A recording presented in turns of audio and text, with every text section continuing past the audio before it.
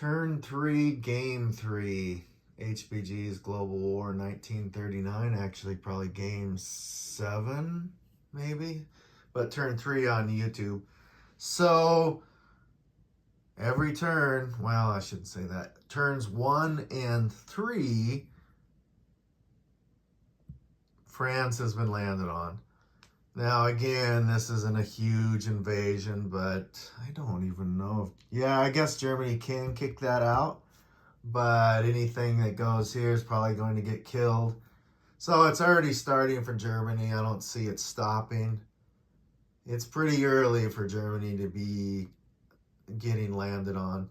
I should say that all the UK special fighters died last turn in a naval battle, and they died because Germany built these 2 aircraft carriers. These 2 aircraft carriers allowed 4 extra planes to get into the naval battle. So I think it was smart, but I guess long game, we'll find out. Germany had to invade Russia. And the reason why is if Russia rolled a 7 with 2 die 12, Russia could declare war, thereby stopping the Barbarossa. Now, the Barbarossa didn't really matter because Russia only left 1 infantry on various spots. But Barbarossa mattered here in Finland in the sense that the battle did go 2 rounds. So Germany gets +1 attack, Russia defends at -1. And they brought in a couple attack bombers that didn't get shot at because of the Barbarossa. But more importantly, now Germany has this spot so they can take Karelia and or Stalingrad. Russia actually got diced, but I don't really talk about getting diced really too much. It's just happens. So it doesn't drive me crazy for some reason. It seems to really bother other people, but I understand variants. So anyway, Karelia and Stalingrad's going to be... I'm not sure if I'm going to take Stalingrad yet. We'll see.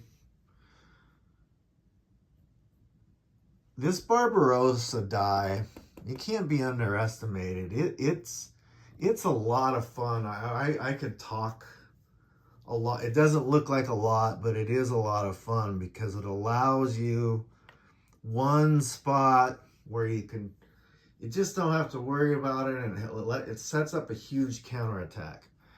Okay, Africa. Let's talk about Africa. Now, that little tiny navy here is in Tobruk. And these guys are in Tobruk. So when you look at the UK Navy, I mean, I'll do the math on it, but I don't know if this Navy can be killed, because the theoretical key to keeping the Italian Navy alive is if you can build an air base in Tobruk, have 3 fighters in Tobruk, and in this case I built 2 destroyers in Tobruk just to defend that Navy. I spent a lot of money to get 4 guys down there, but I might be able to hold it. I think what you do... There is a way, I'm starting to figure out a way to theoretically keep the Navy alive, but once I do the math, I haven't done the math yet, so we'll see what happens. This will be interesting. Italy's always going to probably lose this battle in Tobruk as a rule, eventually, just because the South African factory can pump out 2 units a turn. If the UK builds a tank down there every turn, South Africa builds their guy. Now you're getting 5 units a turn.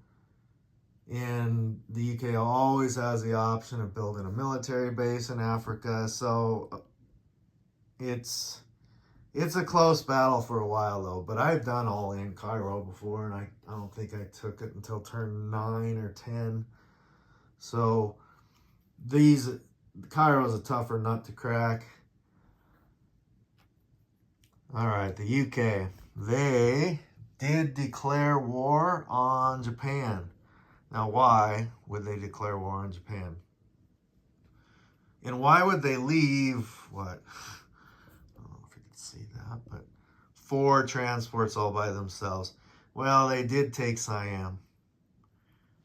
As you can see,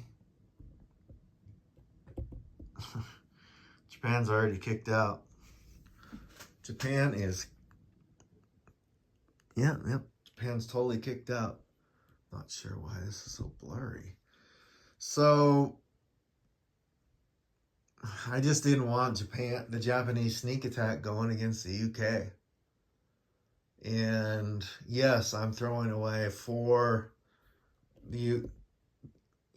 transports, just throwing them to the wind. But taking out Siam and taking out Japan down here in entirety, it's gonna take Japan.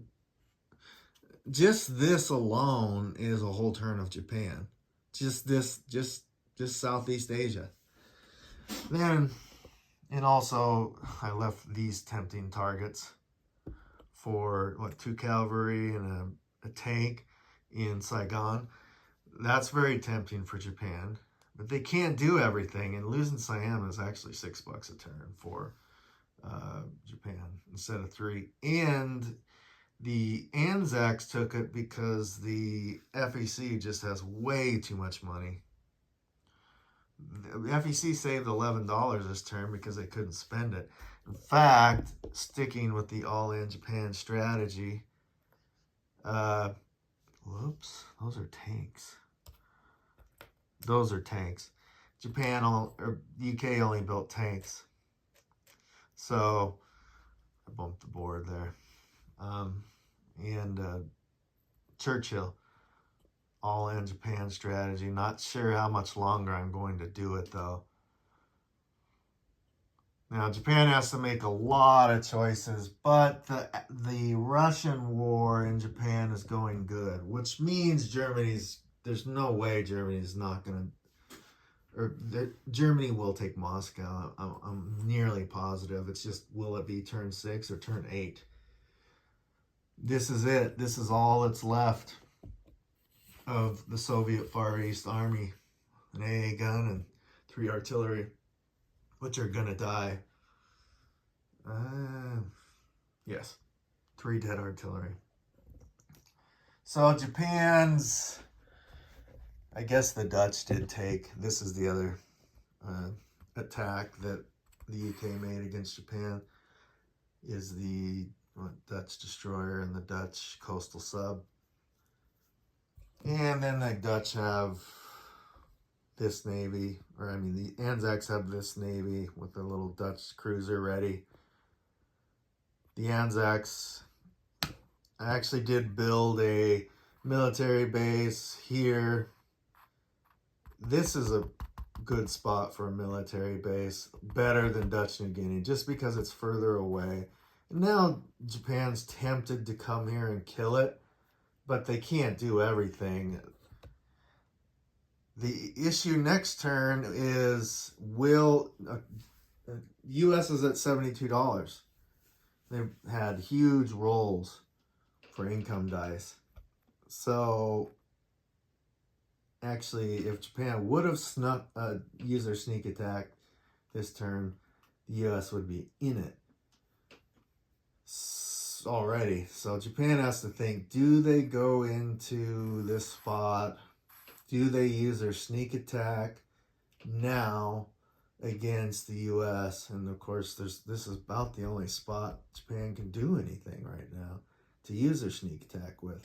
Or do they just wait until, let the U.S. just do whatever they do when they roll their 7 or 8? Probably not going to attack the U.S. just because Japan they can't even deal with what they have on their plate now. So it's going to be another interesting turn. Turn 4 coming up.